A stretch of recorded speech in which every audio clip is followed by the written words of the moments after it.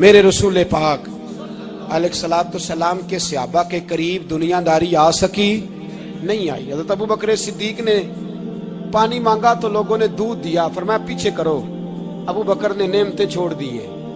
اب ابو بکر وہ والا کام کرتا ہے جو رسول پاک نے کیا ہے، فرمایا نہ دودھ شاید پیش نہ کرو، جو مانگتا ہوں بس وہ دو۔ حضرت ابو بکر صدیق نے بڑے مالدار تھے، حضرت عمر فاروق رضی اللہ تعالیٰ عنہ کے پاس صحابہ کرام جمع ہو کے آئے، کون سا ایسا شخص ہے جس کی تنخواہ میں اضافہ ہو جائے؟ تو لوگ کہتے ہیں نہیں نہیں مجھے نہیں چاہیے، پر ہم نے وہ لوگ دیکھے ہیں۔ حاجی صادق صاحب کو مسجد والوں نے کہا 1000 روپیہ تنخواہ بڑھانی ہے، تو حاجی صاحب کہنے لگے میرا بڑا سونا گزارا ہوتا ہے، مینوں یہ نہیں بڑے نے۔ حضرت سیدنا عمر فاروق رضی اللہ عنہ صحابہ اکٹھے ہو کے گئے، کہنے لگے عمر حضور کے زمانے میں بظاہر غربت رہی، جناب صدیق اکبر کے زمانے میں غربت، اب تو بڑی ریل پیل ہے، بحرین سے لاکھوں کا مال آتا ہے، آپ کو بڑے بڑے سفیر ملنے آتے ہیں، پر آپ وہی پرانا کرتا اور وہی طامت جو کئی جگہ سے سی آپ نے کئی جگہ سے پھٹی۔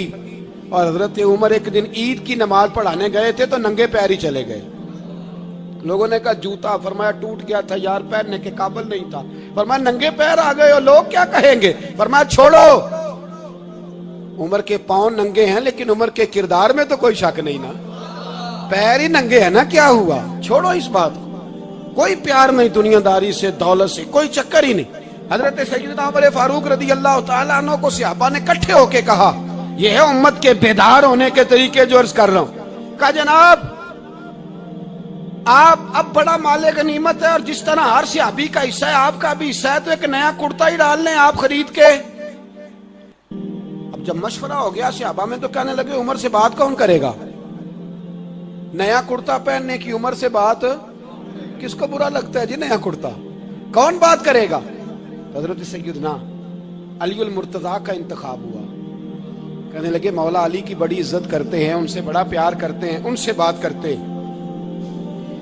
تو حضرت علی کو بلایا گیا، عرض کی حضور مہربانی فرمائیں، حضرت عمر سے کہے نئے کرتے کے لیے، آپ فرمانے لگے عمر میری بڑی قدر کرتا ہے، بڑی بات سنتا ہے، پر یہ والا کام نہیں میں عمر سے کہہ سکتا، یہ کسی اور سے کہو۔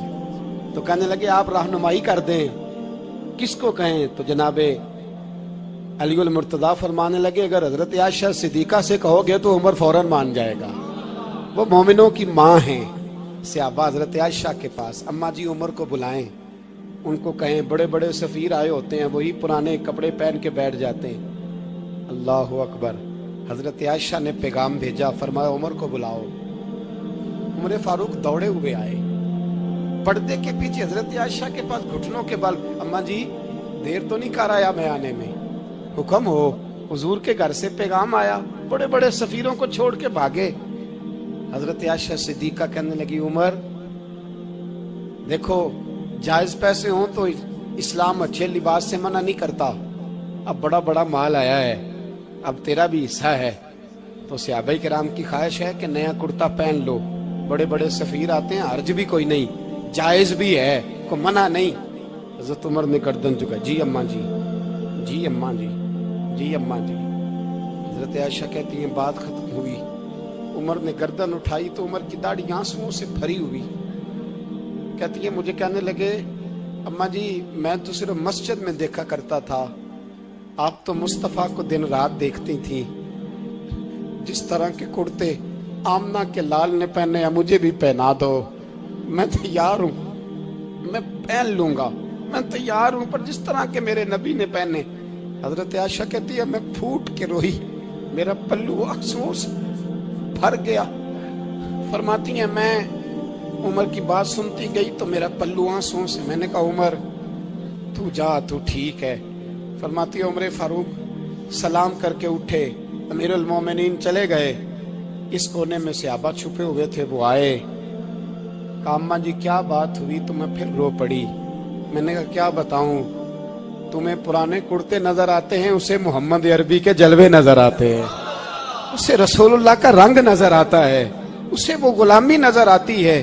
عمر کو دنیا سے پیار، اور دنیا سے پیار نہیں تھا، دعا پتہ کیا تھی؟ یوں جھولی اٹھا کے اللہ مرزقنا شہادتن فی سبیلک وجعل موت فی بلد حبیبک، اللہ عمر کو بسترے والی موت نہ دینا، موت شہادت کی دینا، اور میں میدان میں جا کے نہیں مرنا چاہتا، مجھے رسول اللہ کے شہر میں موت چاہیے، باہر جا کے نہیں، یہی میدان لگے مدینے میں، یہی موت آئے، اسباب بنا، میں مدینہ بھی نہیں چھوڑنا چاہتا۔ او بھائی، ان لوگوں کو نہیں پیار تھا۔ جناب صدیق اکبر کا وصال ہوا تو زہر کے اثر سے، وہ جو آپ کو زہر لگا تھا، بعض مفسرین نے لکھا ہے کبھی کبھی وہ جو سانپ نے ڈسا تھا تو کبھی کبھی اس کا اثر آتا تھا، بس اللہ نے شہادت دینی تھی کبھی کبھی، ورنہ تو بڑی شفائیں تھیں۔ حضرت عمر شہید، حضرت عثمان، جناب علی، امام حسن، امام حسین، علی اکبر، علی اصغر، حضرت عباس، حضرت سعد بن معاذ، حضرت امیر حمزہ، مصعب بن عمیر۔ میرے محبوب نے تو لسٹ بنائی شہیدوں کی، لسٹ بنائی شہیدوں کی۔ شہادت سے پیار کیا رسول اللہ صلی اللہ علیہ وسلم کے غلاموں نے، پیار کیا شہادت سے، اسی لیے تو کافر اٹھ نہیں سکا کہ شہادت سے حضرت سعد بن معاذ رضی اللہ تعالیٰ عنہ کو زخم لگ گیا، جنگ سے زندہ آ گئے لیکن زخم ہے، رو کے کہنے لگے محبوبہ سارے شہید ہو گئے، میں ایسے ہی رہ گیا۔ حضور نے فرمایا نہیں، رب تجھے بھی شہادت کی موت ہی عطا فرمائے گا۔ اسی زخم میں پردہ ہو گیا۔ میرے بھائی، حضرت عمر بن جموح رضی اللہ تعالیٰ عنہ 4 بیٹے لے کے احد کے میدان میں آئے، کہا محبوبہ میرے 4 ہی تھے، میں سارے لے آیا ہوں، سارے ہی قبول ہیں؟ فرمایا ٹھیک ہے۔ پھر خود بھی زرہ پہن لی، ایک ٹانگ سے لنگڑے تھے، ٹانگ چھوٹی تھی۔ حضور نے فرمایا تو نے کیوں لباس پہن لیا ہے؟ کہا حضور میں نے بھی تو جہاد پہ جانا ہے نا۔ تو حضور نے فرمایا تیرے 4 بیٹے جو جا رہے ہیں، تو کہا یا رسول اللہ کیا لنگڑے جنت میں نہیں جا سکتے؟ حضور لنگڑے اللہ کو قبول نہیں، میں نہیں جا سکتا۔ تو میرے نبی پاک صلی اللہ علیہ وسلم نے فرمایا نہیں، جنت تو تیرا انتظار کر رہی ہے۔ کہا حضور پھر میں بھی جاؤں گا، بچے جائیں گے تو میں بھی جاؤں گا۔ ایک بی بی احد کے دن 3 سال کا بچہ لے کے گھر سے نکلی، بیبیوں کو کہتی ہے میرا خامد بھی بدر میں شہید ہوا، بھائی بھی اور باپ بھی، آج حضور نے پھر بلایا ہے، دل کرتا تھا کوئی جوان بیٹا ہوتا تو میں پیش کرتی، پر اب میرے پاس یہ 3 سال کا ہی ہے۔ بچہ لیا، مدینے میں مسجد نبوی میں حضرت بلال سے کہنے لگی 2 منٹ حضور کا دیدار چاہیے۔ نبی پاک آئے، کیسے آئی ہو؟ کہنے لگی محبوبہ میں شہید کی بیٹی، شہید کی بہن، شہید کی بیوہ ہوں، میرے پاس اب جوان تو کوئی نہیں، یہ 3 سال کا ہی ہے۔ حضور نے مسکرا کے فرمایا یہ کرے گا کیا کرے گا؟ کہنے لگی حضور سنا ہے اسلحہ تھوڑا ہے، ڈھال کی ضرورت ہے، لوہے کی ڈھال ہوتی تھی، جب تلوار آتی تھی تو آگے کی جاتی تھی۔ کہا محبوبہ میرا شہید کی اماں بننے کو بڑا دل کرتا ہے، یہ میرا 3 سال کا لے جاؤ، جب تیر آپ کی طرف آیا تو میرا بیٹا آگے کر دینا، یہ ڈھال کا کام تو دے گا نا۔ ہنستے ہوئے محبوب کی آنکھوں میں آنسو آئے، بچے کو پکڑ کے سینے سے لگایا، ماتھا چوما، فرمایا جا تیرے ساتھ وعدہ ہے، قیامت کے دن تجھے شہید کی اماں کہہ کے ہی پکارا جائے گا، وعدہ ہے تیرے ساتھ تجھے شہید کی۔ میرے بھائی مرنے کو دل ہی نہیں مسلمان۔ میرے نبی پاک صلی اللہ علیہ وسلم نے فرمایا جس کے دل میں کبھی شہادت کی آرزو پیدا نہیں ہوئی، اس کے سینے میں دھڑکنے والا دل مومن کا ہے ہی نہیں، وہ تو منافق ہے۔ جو کبھی دین کے رستے میں شہید ہونے کو، میرے بھائیوں دین کو بڑی ضرورت ہے، بڑی ضرورت ہے، بڑی۔ اے خاصان رسول وقت دعا ہے، امت پہ تیری آ کے عجب وقت پڑا ہے، وہ دین جو بڑی شان سے نکلا تھا وطن سے، پردیس میں وہ آج غریب الغربا ہے۔ فریاد ہے اے کشتی امت کے نگہباں، بیڑا یہ تباہی کے قریب آن لگا ہے۔